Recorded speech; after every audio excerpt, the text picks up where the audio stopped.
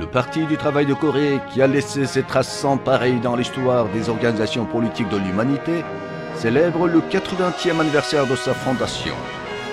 Alors, quelle est vraiment la vitalité indestructible du Parti du travail de Corée, qui a gravé toujours la victoire et la gloire dans son histoire de 80 ans?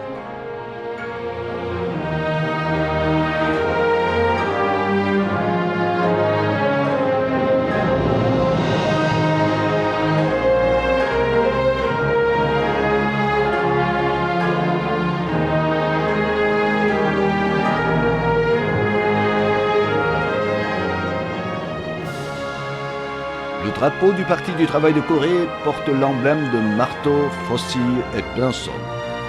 Tout le peuple coréen garde ce drapeau dans son cœur. C'est que ce drapeau le représente et garantit son destin. Déifier et servir loyalement le peuple, consacrer corps et âme pour le peuple, appliquer toutes les affaires en s'appuyant sur le peuple et à l'aide de la force du peuple, c'est le credo du président Kim Il-sung, fondateur du Parti du travail de Corée, qui a considéré le peuple comme son Dieu.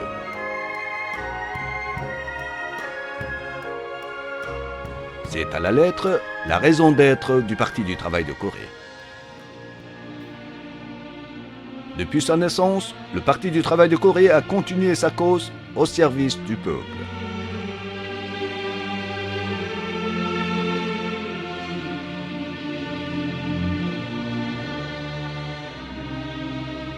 L'aspiration et la demande du peuple ont été traduites clairement dans les lignes et les politiques du parti, et l'édification d'un État populaire reposant sur le peuple a été poussée. Le peuple, qui était maltraité dans le passé comme une bête de somme, est devenu maître de la terre, de l'usine et de l'État.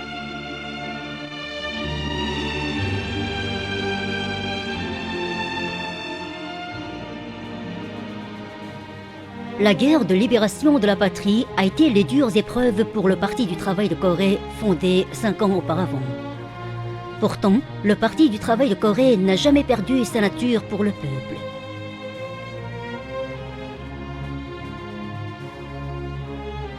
Il a pratiqué successivement les mesures en faveur de la vie et de l'avenir du peuple.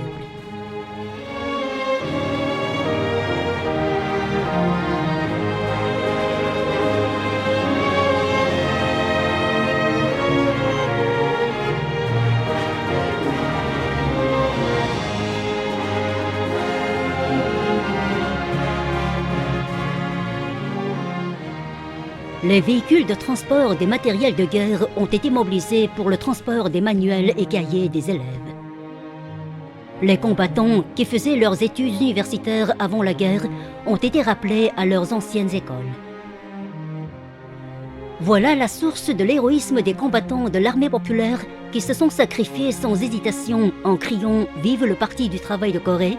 et la force motrice de la victoire sur les impérialistes américains qui se vantaient d'être les plus puissants dans le monde.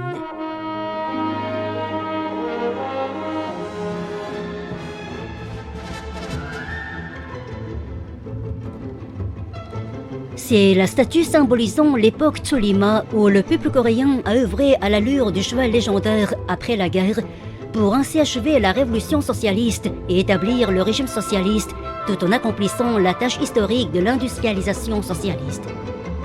Un ouvrier et une paysanne sont figurés comme cavaliers de Cholima.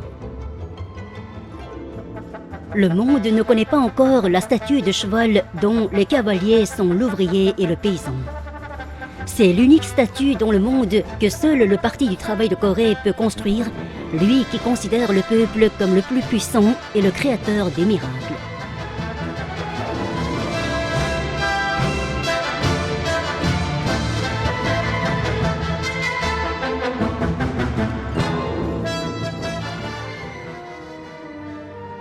C'est le palais des études du peuple, situé au milieu de la capitale Pyongyang. Le président Kim Il-sung a fait construire ce sanctuaire de la vulgarisation de la science et de la culture pour le peuple à cet emplacement charmant qu'il avait épargné des dizaines d'années durant. Le peuple a voulu y mettre sur pied un édifice gouvernemental imposant pour le travail du président Kim Il-sung.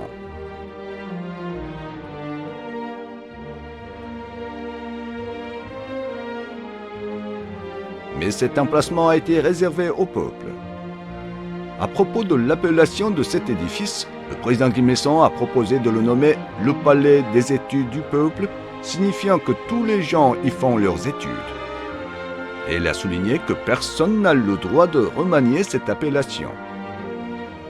En fait, le Palais des études du peuple reflète l'aspect authentique du Parti du travail de Corée, qui considère le peuple comme son Dieu et qui édifie une société où tout est au service des masses populaires.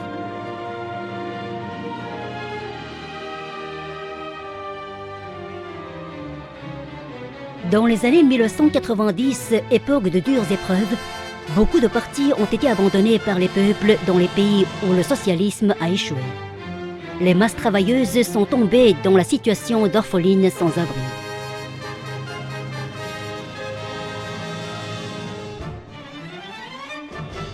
Cependant, en Corée socialiste, le drapeau rouge du Parti du travail de Corée a flotté plus vivement, tout en mettant en relief la signification du marteau, de la faucille et du pinceau.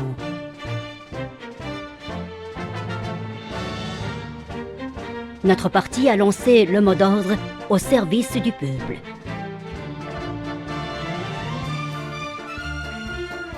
Comme le peuple est son Dieu et qu'il faut défendre sa vie à tout prix, le grand dirigeant Kim Jong-il, secrétaire général du Parti du travail de Corée, a pratiqué la politique de Sungun, politique privilégiant les affaires militaires.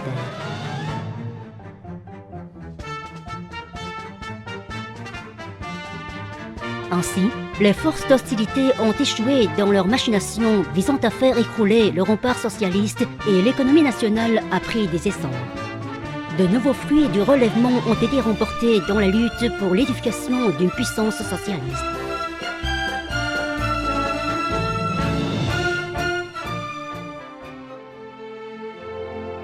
Le Parti du travail de Corée fait aujourd'hui un grand pas vers l'édification d'une puissance socialiste, aspiration du peuple.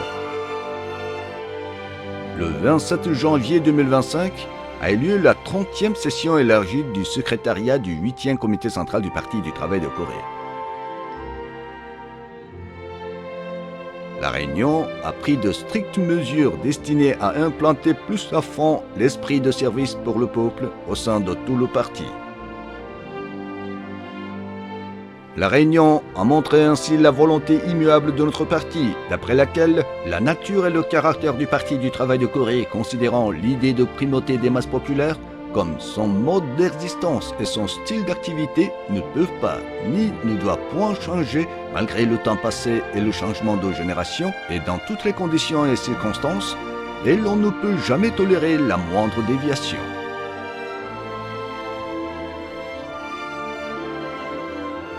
Pour notre cher peuple, c'est le désir ardent du camarade Kim Jong-un, secrétaire général du Parti du travail de Corée.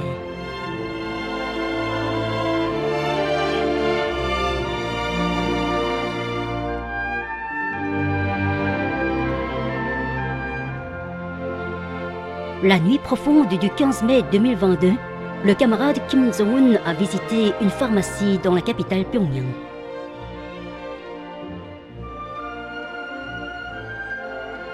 La crise sanitaire sans précédent depuis la fondation de notre République s'est produite à cause de l'infiltration du virus pernicieux.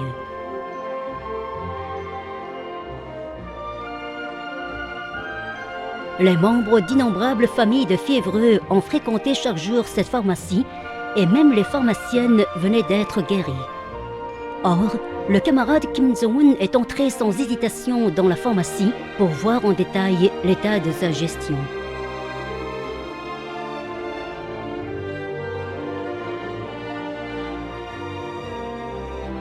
Son dévouement désintéressé a rallié plus étroitement le peuple autour du Parti du travail de Corée et donné lieu au miracle, à l'étonnement du monde.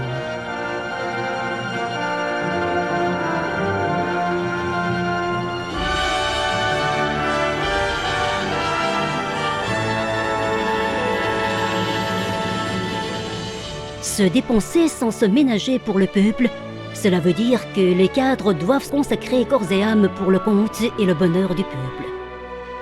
Protéger sûrement et soutenir plus haut le peuple et lui assurer une vie infiniment aisée, voilà ma première mission et ma volonté immuable. Ce disant, le camarade Kim Jong-un conduit le Parti du travail de Corée à servir fidèlement le peuple. Même les routes dangereuses qui risquaient de s'écrouler à tout moment sous les tempêtes et les déluges, et même les mauvais chemins boueux, n'ont pu barrer le chemin au Parti du travail de Corée pour soigner le peuple.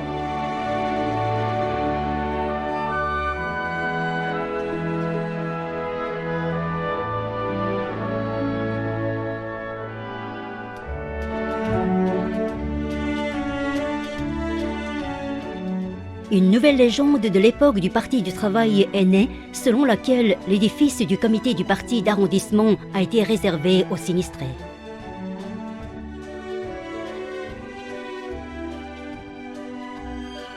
On a vu naître des épisodes, entre autres, sa décision prise à bord de canots pneumatiques, résolution du parti adoptée dans une rizière inondée, etc.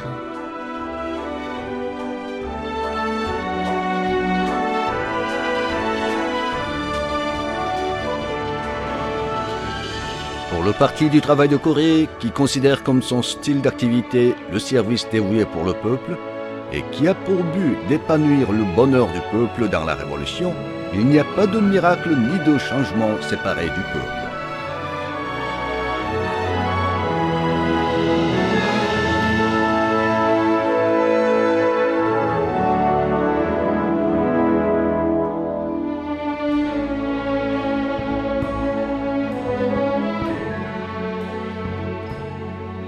Grâce au camarade Kim Jong-un qui se donne pour mission de réaliser le plus vite possible le souhait et l'idéal du peuple avec de nobles objectifs pour le peuple en dépit de multiples difficultés sans précédent, a été décidée la politique de développement local 20x10 et la construction d'envergure pour le relèvement provincial a connu de nouveau son développement et sa métamorphose étonnante.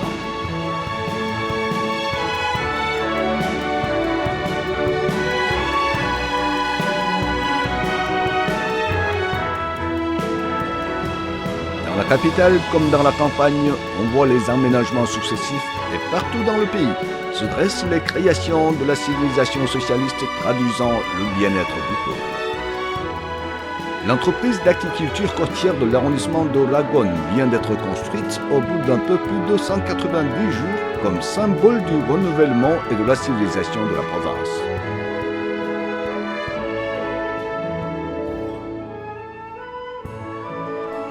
Même aujourd'hui, les catastrophes se succèdent partout dans le monde à cause des conflits armés et des intempéries. Les malheureux vivent dans l'anxiété et la souffrance.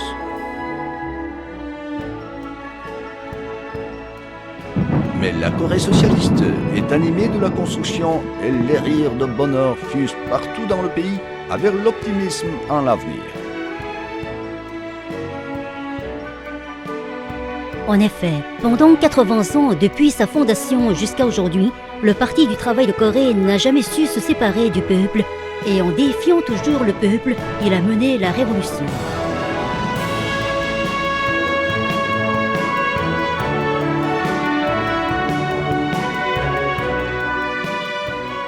C'est pour cette raison que le peuple coréen suit le Parti du travail de Corée en l'appelant le Grand Parti Mère.